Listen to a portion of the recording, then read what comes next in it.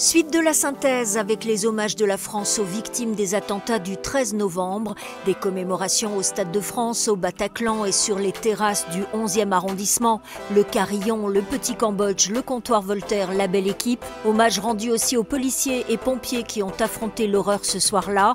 Le Bataclan fut l'attaque la plus meurtrière avec 90 morts. Pour finir, un lâcher de 130 ballons multicolores en hommage aux 130 victimes.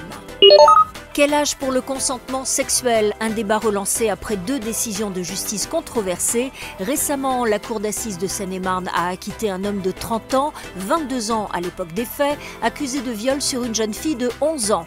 Si la loi changeait, un tribunal n'aurait plus qu'à regarder l'âge de la victime présumée en dessous de 13 ou 15 ans. Ce serait par principe un viol. Un projet de loi doit être présenté au Parlement courant 2018.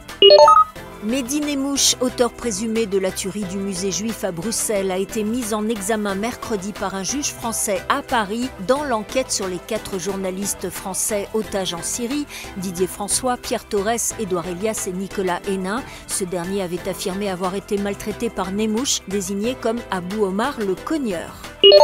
Le comédien Robert Hirsch nous a quittés jeudi à l'âge de 92 ans. Sociétaire honoraire de la Comédie Française, il avait reçu un Molière du meilleur comédien pour son rôle dans Le Bel Air de Londres en 99 et un autre dans Le Gardien en 2007. Il joua au cinéma dans une vingtaine de films. Il jouait encore au théâtre dans des pièces à succès comme Le Père de Florian Zeller après 65 ans de carrière, dont un quart à la Comédie Française.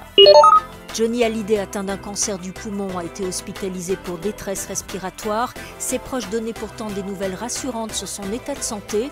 Il avait fait cet été la tournée des Vieilles Charrues avec Eddie Mitchell et Jacques Dutronc et préparé ces dernières semaines son nouvel album à Los Angeles. Un opus de reprise de ses chansons est sorti le 17 novembre. Louane interprète Toute la musique que j'aime, Slimane Marie, Nolwenn Leroy Quelque chose de Tennessee, Thomas Dutronc Gabriel et Garou Quoi ma gueule. Le procès d'Abdelhakim Dekar s'est ouvert ce vendredi aux Assises de Paris. L'individu avait fait irruption en novembre 2013 dans les locaux de BFM TV armé d'un fusil à pompe, blessé un assistant photographe à Libération, puis tiré sur un bâtiment de la Société Générale à la Défense. Il encourt la réclusion criminelle à perpétuité. Pascal Valli pour actu-news.com.